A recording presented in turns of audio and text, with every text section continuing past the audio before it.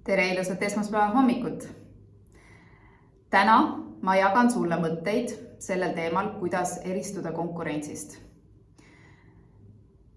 Meil on ühiskonnas endiselt veel väga palju sellist konkurentsihirmu ja nii-öelda, kui me räägime tavalisest traditsioonilisest ärimaailmast, siis seal ongi justkui nagu see, et uuri, mida su konkurendid teevad ja siis sa pead umbes tee omamoodi ja eristu ja see kõik tundub meile nii raskena ja see tundub meile sellise, et ma pean mingisuguse uudse, täiesti erineva lähenemise välja mõtlema ja siis ma olen justkui nagu võitja. Aga mina olen täna siin selleks, et sulle öelda, et see ei pea olema nii raske. Ja üldse seda konkurentsi teemat ei pea kartma. Sellepärast, et me ei konkureeri, vaid kõigepealt on see mindset, et sa tahad üldse mõelda seda, me ei konkureeri, vaid me oleme kolleegid, eks? Ja me toetame võib-olla siis kolleegidega üksteist, on ju.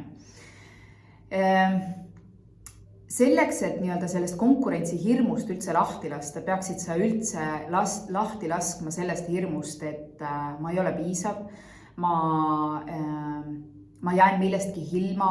See on kõik see mõtteviis, on puudus see mõtteviis, mis tulebki sellest, et sul on sisemised nii-öelda tõekspidamised, et sa ei ole piisav. Ja kõik see konkurentsi teema, see jutt, see vajutab sulle sellele nupule, kui sa tunned sellel teemal hirmu. Kui sa oled täna seal, sa ei pruugi seal olla, aga kui sa oled, siis see on nupp sellele, et sa ei ole piisav. Ja see, et see vahepeal lõpp kõikuma on täiesti normaalne, me kõik tunneme seda, me kõik oleme inimesed, aga seda ei pea kartma. Loomulikult on hea teada, kes on su konkurendid ja vaadata, mida nemad teevad, on ju. Aga see ei tähenda seda, et sa peaksid nüüd kuidagi tasakaalust välja minema. Ma põhjendan sulle miks.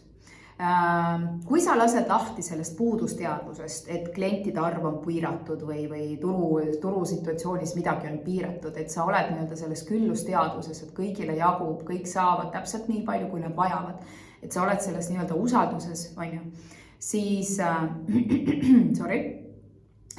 siis sul juba selle pealt kaob ära see konkurentsihirm, on ju. Kui sa oled täielikus usalduses nii-öelda elu, universumi, mille iganes suhtes, on ju, et elu kannab sind. Ja kuidas sa nii-öelda siis ise eristud konkurentsist ilma, et sa peaksid, ma ei tea, mis asja peale tulema, mille peale mitte kunagi keegi ei ole tulnud varem. Sa eristud sellega, et sa oled autentne. Kuidas sa oled autentne? Olles sina ise. Ja mida see tähendab? See tähendab seda, et sa kaotad igasugused maskid.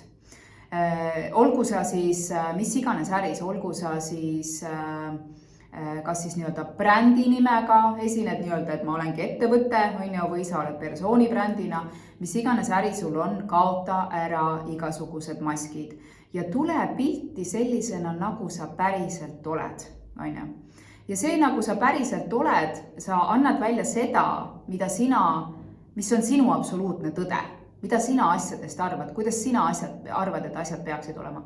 Mitte see, et sa näed, kuidas keegi teine räägib ja siis sa räägid seda sama juttu, vaid vaata, kuidas keegi teine räägib, ja mõtle, mis mina sellest arvan, kuidas mina seda omalt poolt täiendaksin ja anna see välja, Et konkurentsi analüüs selles mõttes on hea, et sa vaatad, mida nad teevad, mis nende puhul toimub, võtad selle, aga sa ei kopeeri, vaid sa täiendad seda oma vaatega ja sealt sünnib ka innovatsioon.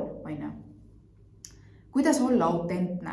Kuidas sa seod ära just need õiged kliendid, kes on need sinu kliendid, need sinu inimesed nii-öelda? Kui sina ei tea, kes su klient on, siis vaata tagasi videot, kes on sinu ideaalne klient. Et see aitab sul lähemale jõuda, sellepärast, et äri peab ju olema elust ja pakkuma sulle nii-öelda naudingut samal ajal, kui sa teed seda, mida sa teed, on ju. Ja klient on seal üks oluline osa ja sa tahad ju enda juurde just neid ägedaid kliente, keda sa siis ootad, on ju. Ja kuidas sa saad need inimesed? Ongi olles sina ise. Kui sa oled nii-öelda maskiga, siis ta tunnetab ära, midagi on vale. Aga kui sa oled sina ise, sa räägid autentselt, sa räägid seda, mida sina arvad, mis sinu sees tahab välja tulla, siis see õige klient samastub sinuga ja ta tuleb sinu juurde. Täna rääkisime mentorprogrammis naistega just sellest samast autentsuse teemast ja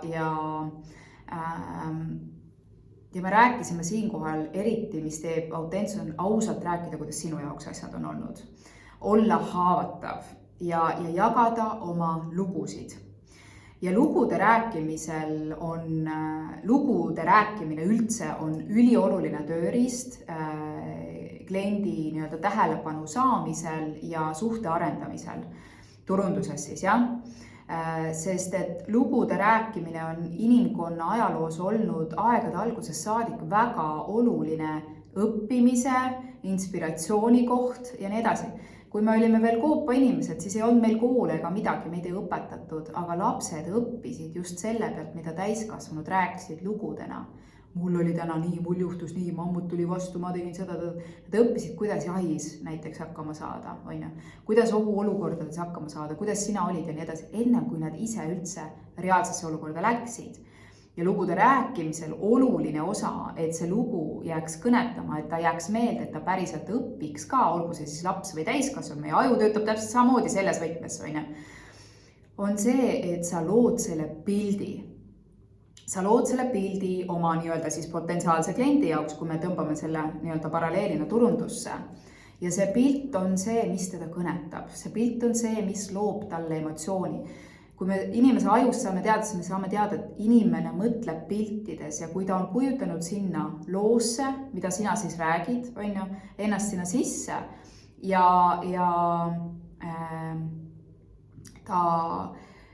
ta kujutab, ta saab sealt selle emotsiooni, siis see emotsioon on see, mis tegelikult talle meelde jääb. Ta ei pruugi mäletada su ettevõtte nime, ta ei pruugi mäletada sinu nime, aga ta mäletab seda emotsiooni, mida sa seal tekitasid. Ta kas samastus sinuga või mitte. Võib-olla oled sina kuulnud minu isa lugu, kuidas ma sain telefoni kõne ootamatult oma ema käest, seal toas. Kui sa oled seda lugu kuulnud, siis sa olid ilmselt minuga seal toas. Aha, mis mu ema seal ütles, Sa võib-olla mäletad siiamaani seda emotsiooni, seda tunnet, kui sa oled kuulnud mu lugu. Vot see on see lugu, mis seob ära, või kui ma räägin oma tervislikust situatsioonist, webinaridel erinevaid lugusid ma olen jaganud iseendast.